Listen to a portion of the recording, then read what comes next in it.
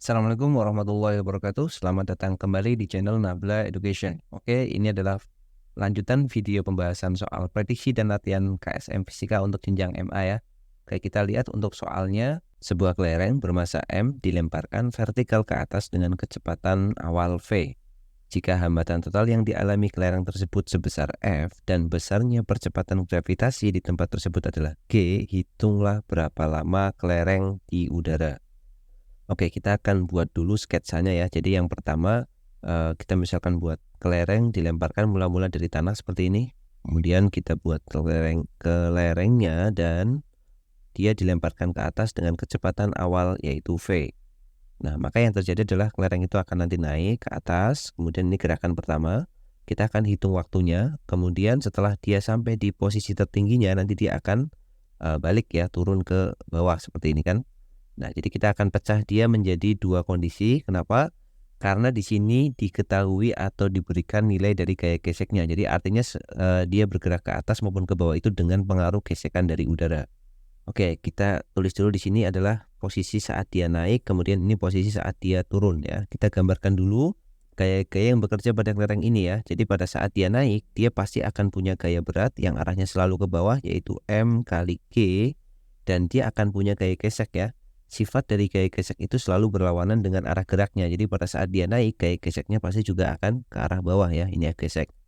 Berarti pada saat dia posisinya naik, kita bisa menentukan percepatan yang dialami atau perlambatan yang dialami oleh kelereng ini. Itu pada saat naik, kita bisa hitung perlambatannya dengan menggunakan hukum 2 Newton ya. Sigma F itu sama dengan M dikali A.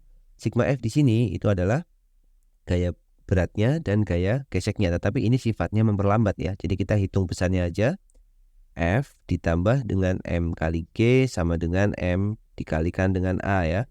Kita bagi semuanya dengan M, maka kita akan dapat persamaan F per M ya. Kita tulis ini ya. Kita bagi semua persamaan ini dengan M semuanya, maka kita dapatkan F per M ditambah dengan G kemudian sama dengan A ya. Nah, kita dapat persamaan pertama.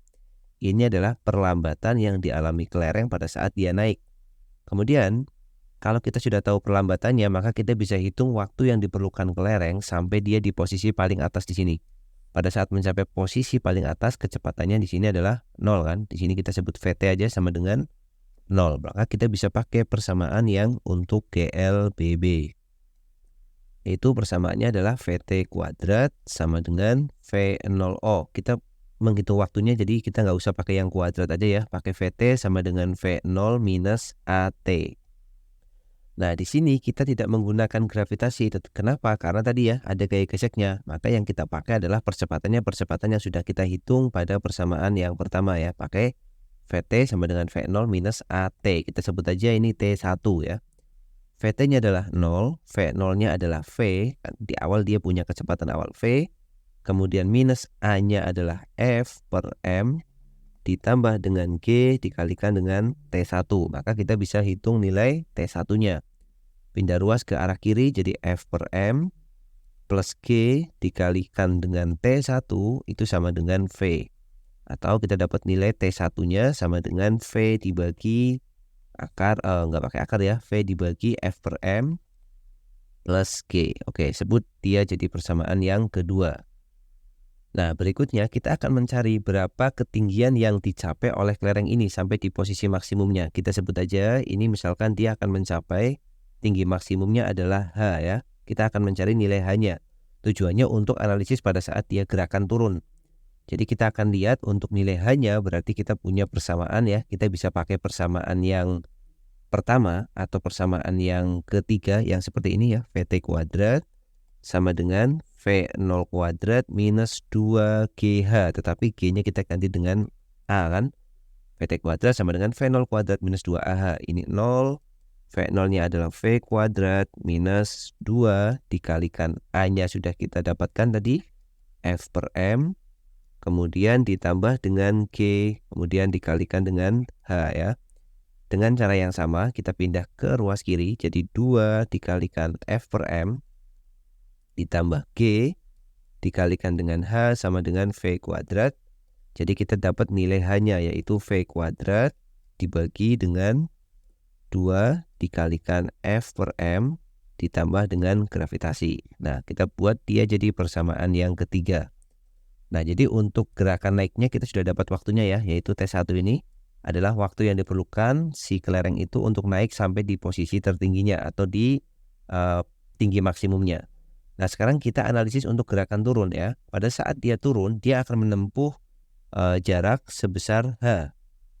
Di sini, kemudian kecepatan awalnya tentu saja di sini V0-nya sama dengan 0 karena dia di posisi maksimum udah nggak ada kecepatan lagi. Nah, maka untuk waktu turunnya kita bisa pakai persamaan GLBB lagi ya, yang untuk persamaan GLBB yang untuk jarak ya, pada saat dia turun kita bisa pakai persamaan H atau Y-nya atau jaraknya itu sama dengan V0 kali T plus ya, karena dia dipercepat, setengah dikalikan A dikalikan T kuadrat. Nah, di sini nilai V0 kali T-nya sama dengan 0. Karena apa? Karena nilai V0-nya sendiri adalah 0.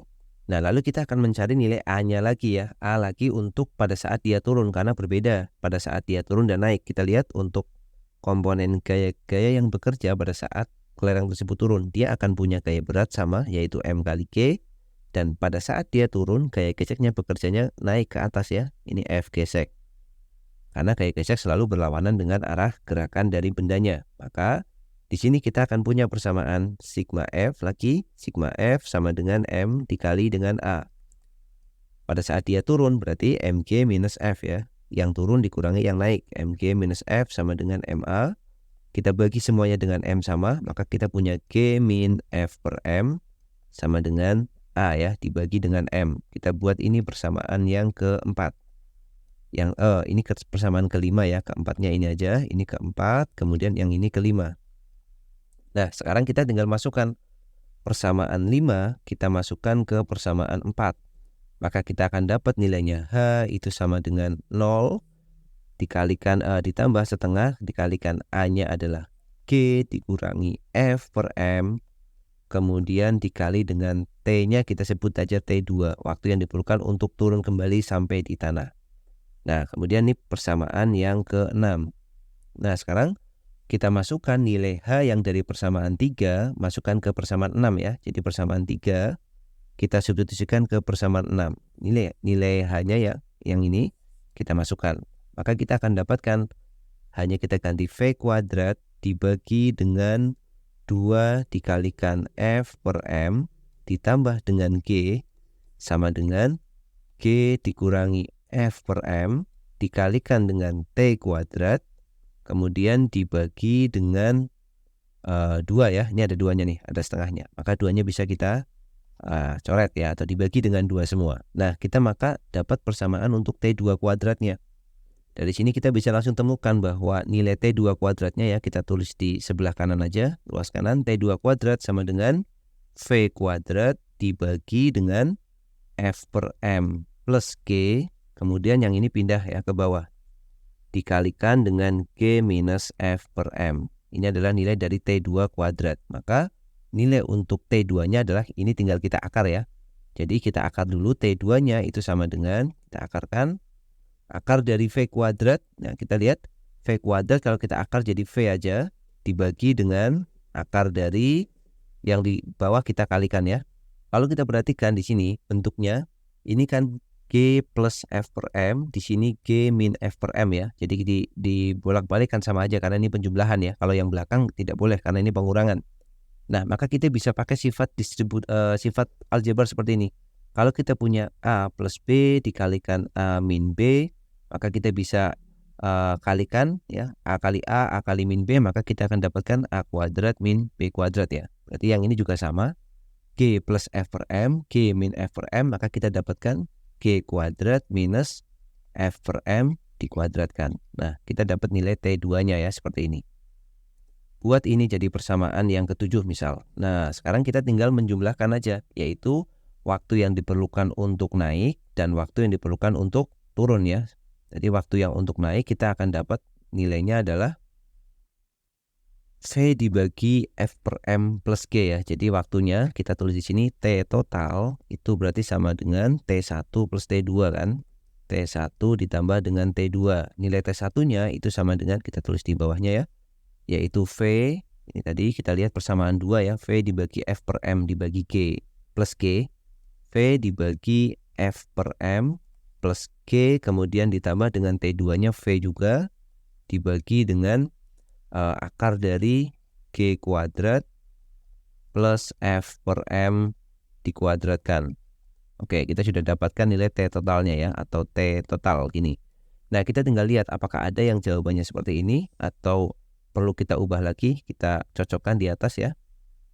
Oke, kita taruh di sini misalkan, atau di sini ya, biar kelihatan. Kita taruh di mana ini? Atau sini ya. Nah, oke, di atasnya semuanya ada VM. Oke, berarti langkah berikutnya kita perlu merapikan yang ini, samakan penyebutnya semua ya. Ini berarti tinggal proses merapikan dan menyocokkan dengan jawaban aja ya. Yang ini kita samakan penyebutnya nih yang bawah.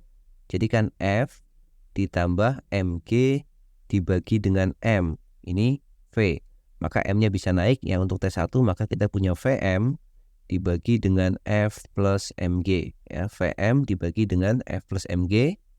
Kemudian yang 2 itu juga sama. Ini ada M-nya di bawah kuadrat ya, ini ada kuadratnya, berarti kita samakan penyebutnya. Ini V dibagi dengan akar, penyebutnya kita samakan M kuadrat, maka ini M kuadrat G kuadrat ditambah dengan F kuadrat.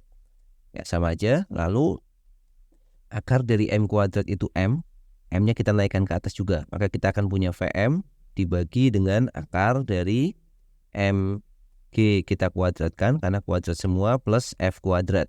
Nah, ini hasil setelah kita rapikan. Apakah sudah ada yang seperti ini? Sepertinya yang D ya.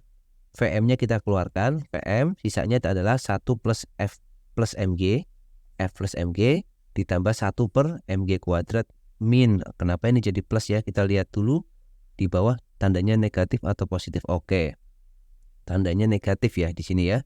Negatif, ini kita terus lagi kenapa jadi positif ya. Ini negatif, berarti yang di atas ini juga dia negatif ya. Mana tadi? Oke, maaf ya, ini negatif, kemudian negatif semua. Nah, maka jawabannya sudah ketemu ya, yang D ya. Ini negatif, ini juga negatif. Oke, ini G kuadrat minus F per M kuadrat di sini, kurungnya tadi di sini, kemudian ini negatif, kemudian ini negatif, ini MG kuadrat. Maka jawabannya yang opsi D. Oke, seperti itu. Oke, itu pembahasan untuk video kali ini. Semoga bermanfaat videonya dan sampai jumpa lagi di video selanjutnya. Assalamualaikum warahmatullahi wabarakatuh.